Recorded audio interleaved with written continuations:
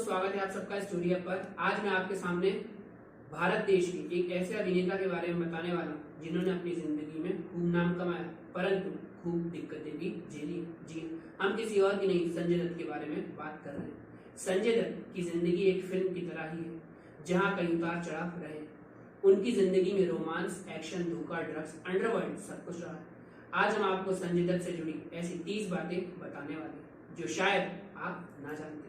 जी, सबसे पहले संजय दत्त जब नरगिस के पेट में थे, उस वक्त उनके पिता सुनील दत्त और मां ने रेडियो पर एक एड दिया था, जिसके तहत लोगों से बच्चे का नाम पूछा गया था। कई नामों के बाद नरगिस को संजय नाम पसंद आया। उस वक्त नरगिस ने सोच लिया कि अगर उनकी घर बेटा जन्मा तो उसका नाम वो लोग संजय ही रखेंगे। इस तरह संजय दत्त का नाम संजय दत्त रखा गया। जी हाँ।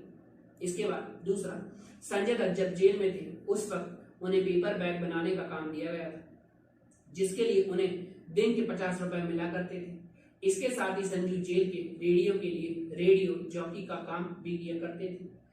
सारे कैदी तो संजय दत्त से मिले नहीं पाते थे, लेकिन रेडियो के जरिए संजय दत्त उन्हें अपनी जिंदगी से रोचक किस्से सुनाया करते थे।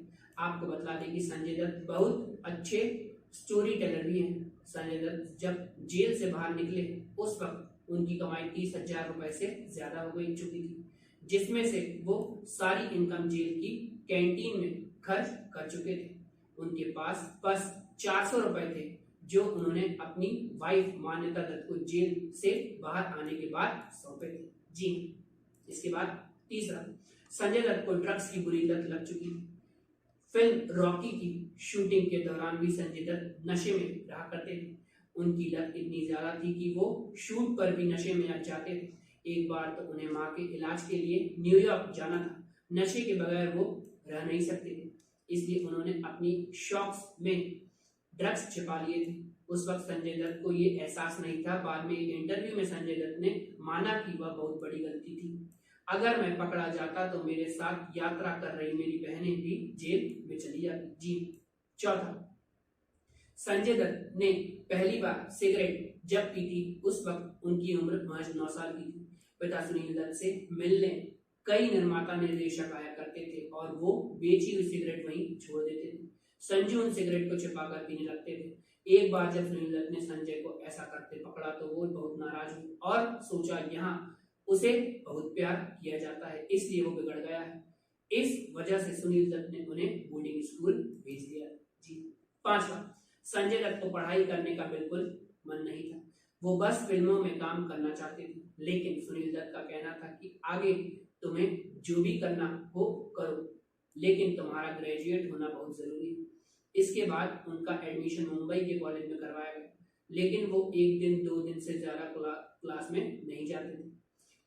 यही वो दौर था जब वो गलत संगत में पड़ गए और उन्हें हैवी ड्रग्स लेने की लत भी पड़ गई। जी, छठवां, जब संजू की पहली फिल्म रॉकी रिलीज होनी थी, उस वक्त उनकी मां नरगिस की हालत बहुत खराब थी, लेकिन वो बेटे की डेब्यू फिल्म देखना चाहती थी। उन्होंने सुनील दत्त से ये इच्छा जाहिर की तो उन्होंने पूरा इंतजाम कर लिया। स्ट्रेचर मंगवा लिया गया, अस्पताल के डॉक्टरों से बात कर ली गई, लेकिन फिल्म की रिलीज से 5 दिन पहले 3 मई को नरगिस का देहांत हो गया। जब रॉकी की स्क्रीनिंग हुई, उस वक्त सुनील दत्त ने एक कुर्सी नरगिस के लिए खाली रखी थी। जी, सातवां, संजय दत्त और टीना मुनीम की मुलाकात फिल्म रॉकी के सेट पर हुई। यहीं से उनका प्यार परवान चढ़ा। दोनों का रिश्ता करीब 2 साल तक चला, लेकिन संजू की ड्रग्स आदत और पॉजेसिवनेस से परेशान टीना ने संजय से रिश्ता तोड़ लिया। जी, इसके बाद आठवां, रॉकी की शूटिंग के दौरान एक आदमी टीना को छेड़ने लगा, जिसे देखकर संजय दत्त आग बबूला हो गए। उन्होंने उसे मारना शुरू कर दिया। टीना ने ये सब कुछ देखा तो बहुत डर गई।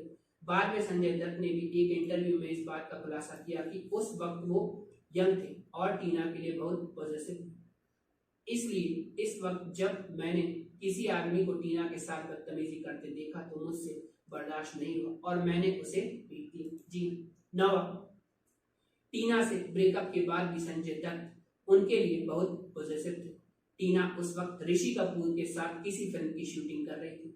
मीडिया में खबरें आने लगी थी कि टीना और ऋषि का अफेयर चल रहा है।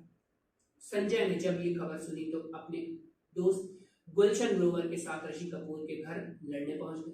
जब ऋषि की पत्नी नीरू कपूर ने उन्हें समझाया कि ये खबर गलत है, तब जाकर संजय दत्त माने और वापस लौटे। जी 10वां, टीना से ब्रेकअप के बाद संजय दत्त ने किमी कटकर को अपनी गर्लफ्रेंड बनाया। किमी अपने बोल्ड रोल की वजह से सुर्खियों में रहती थी। हालांकि दोनों का अफेयर ज्यादा लंबा समय तक नहीं चला और संजय की ड्रग्स के चलते ही दोनों का ब्रेकअप भी हो गया। जी इसके बाद 11, संजय दत्त की ड्रग्स की हालत बहुत बढ़ती जा रही थी। एक बार उनके पिता सुनील दत्त ने उन्हें अपने ऑफिस बुलाया। वो नशे में ही वहीं पहुंच गए।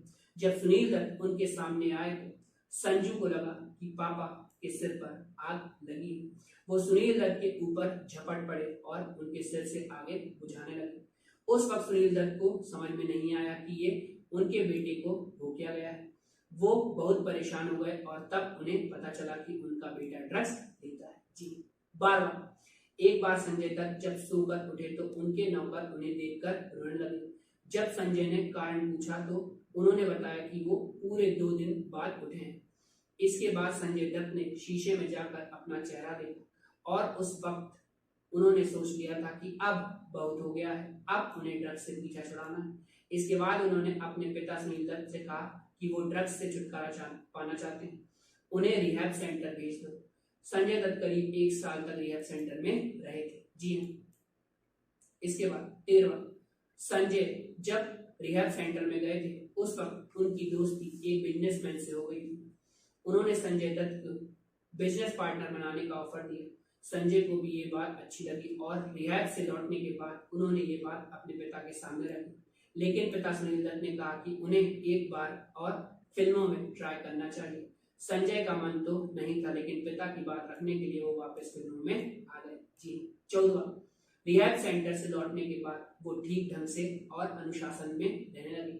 उन्होंने बॉडी बिल्डिंग में अपना ध्यान लगाया और भारत के पहले बॉलीवुड सेलिब्रिटी बन गए जिन्होंने बॉडी बिल्डिंग का कल्चर शुरू किया। जी हाँ।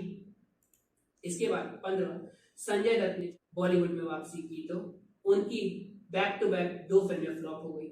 उन्हें एक हिट फिल्म की जरूरत थी जो उन्हें मिली नए डायरेक्टर से जिन्हें पूरी दुनिया आज महेश भट्ट के नाम से जानती है। फिल्म का नाम था नाम।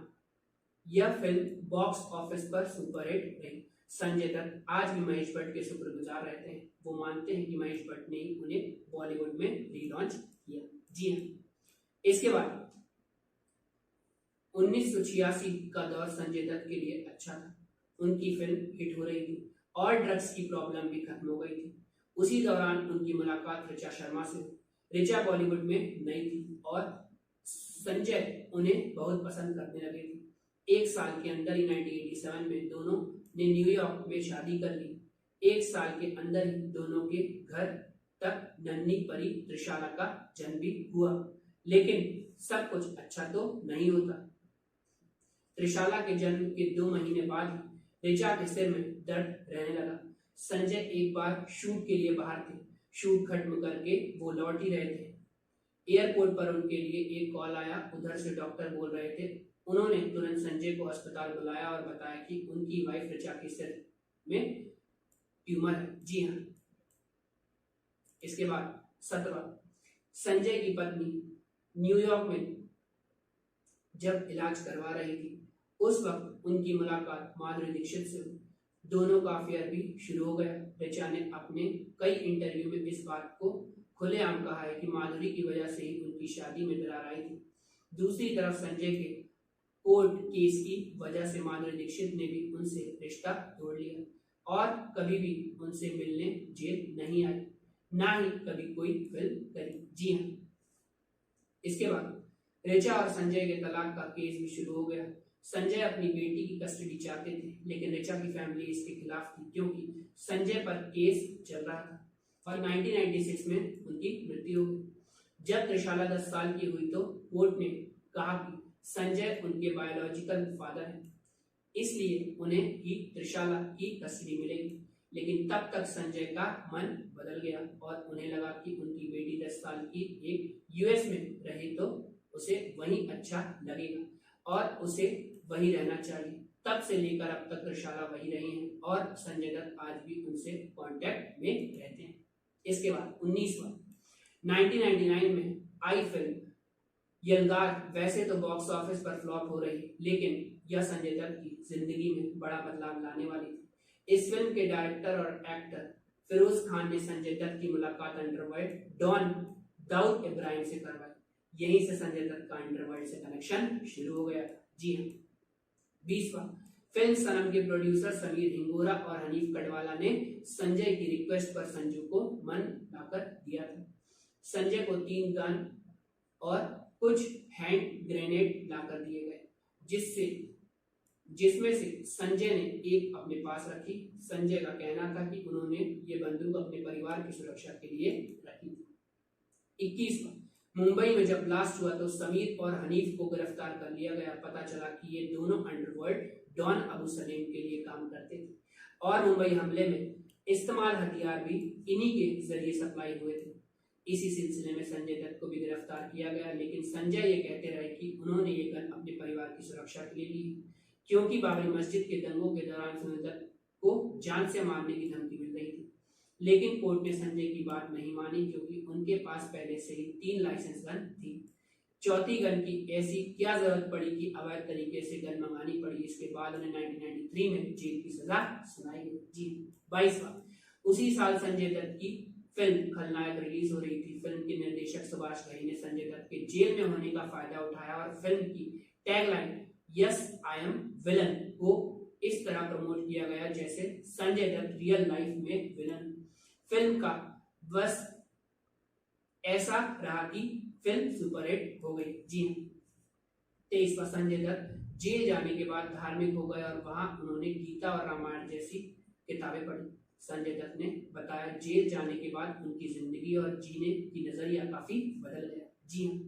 24वां जेल में सजा काटते वक्त जब रक्षाबंधन का त्योहार आया तो उनकी बहन प्रिया जेल में उन्हीं को राखी बांधने पहुंची। हर बार संजय दत्त अपनी बहन को महंगा गिफ्ट दिया करते थे, लेकिन जेल में उनके पास देने के लिए कुछ नहीं था। उन्होंने तो 2 टाइम खाना ना खाकर जेल में खाने वाले कूपन बचा लिया और जब प्रिया राखी बांधने आई तो उन्हें वो कूपन तोहफे में दिए। प्रिया ने ये देखकर काफी इमोशनल हो गई। उन्होंने आज तक वो कूपन संभाल कर रखा है। जी हाँ। माधुरी के बाद संजय दत्त की जिंदगी में रिया पिल्लई आई। रिया मॉडल थी और हमेशा उन्हें जेल में मिलने आती थी। वहीं से दोनों की नजदीकियां बढ़ी और 1988 में दोनों ने शादी कर ली। दोनों ने 14 फरवरी को अचानक मंदिर में शादी कर ली। पिता सुनील दत्त को भी इस शादी की खबर नहीं थी। उन्हें भी न्यूज से पता चला कि उनके बेटे ने शादी कर ली, लेकिन हमेशा की तरह इस बार भी वो बेटे की खुशी में खुश थे। जी हाँ। इसके बाद 26वां शादी के कुछ समय बाद से ही दोनों के एक्स्ट्रा मैरिटल अफेयर की खबरें आने लगी, जहां रिया टेनिस प्लेयर लिएंडर पेस को डेट कर रही थी। वहीं संजय ने भी इस शादी से गिव अप कर दिया। दोनों ने 2005 में तलाक ले ली। जी 27वां साल 2013 में सुप्रीम कोर्ट ने संजय दत्त के केस में अपना फैसला सुनाया और इन्हें 5 साल की सजा हुई। 20 साल की केस प्रोसीडिंग में संजय अपनी 1.5 साल की सजा काट चुके थे, इसलिए उन्हें सिर्फ 3.5 साल की सजा भुगतनी थी, जिसमें वो कई बार पैरोल पर बाहर भी आए, जिसकी वजह से काफी कंट्रोवर्सी हुई। 5 साल की सजा में वो करीब 6 महीने पैरोल पर बाहर रहे। जी 28वां 26 फरवरी 2016 को संजय को जेल से हमेशा के लिए आजादी मिल गई। अच्छे बर्ताव की वजह से उन्हें जेल से 60 दिन पहले ही रिहा कर दिया गया था। जेल से निकलते वक्त उन्होंने जेल पर लगे तिरंगे को सैल्यूट भी किया था। जी इसके बाद 29वां 2017 में रिलीज हुई फिल्म भूमि पहली ऐसी फिल्म थी जो उनके जेल से निकलने के बाद रिलीज हुई थी, लेकिन संजय ये फिल्म अपनी बेटी को डेडिकेट करना चाहते थे। फिल्म की रिलीज तारीख 29 जुलाई 2017 तय की गई थी, लेकिन संजय ने प्रोड्यूसर से रिक्वेस्ट करके 12 अगस्त 2017 को बेटी त्रिशाला के जन्मदिन पर यह फिल्म रिलीज करवाई। जी हाँ। इसके बाद आखिरी 30वां फिल्म संजू में सुनील दत्त का रोल संजय दत्त खुद करना चाहते थे। संजय दत्त को लगा कि उनके पिता का रोल उनसे बेहतर कोई और नहीं कर पाएगा, इसलिए उन्होंने राजू ईरानी से रिक्वेस्ट की है कि उन्हें ये रोल करने दिया जाए, लेकिन संजू इस बात के लिए एग्री नहीं हुई। लेकिन इसके बाद अभिनेता आमिर खान को अप्रोच किया गया, लेकिन दंगल के बाद आमिर खान एक और बूढ़े व्यक्ति का किरदार नहीं प्ले करना चाहते थे, इसलिए परेश रावल को इसके लिए चुना गया। जी हाँ। अब संजय दत्त की अभी मान्यता दत्त अभी उनकी रियल वाइफ है। जी हाँ, जिनसे उन्हें एक लड़का और एक लड़की भी है। तो अगर आपको यह वीडियो अच्छी लगी हो तो लाइक करें, शेयर करें और सब्सक्राइब करें। धन्यवाद।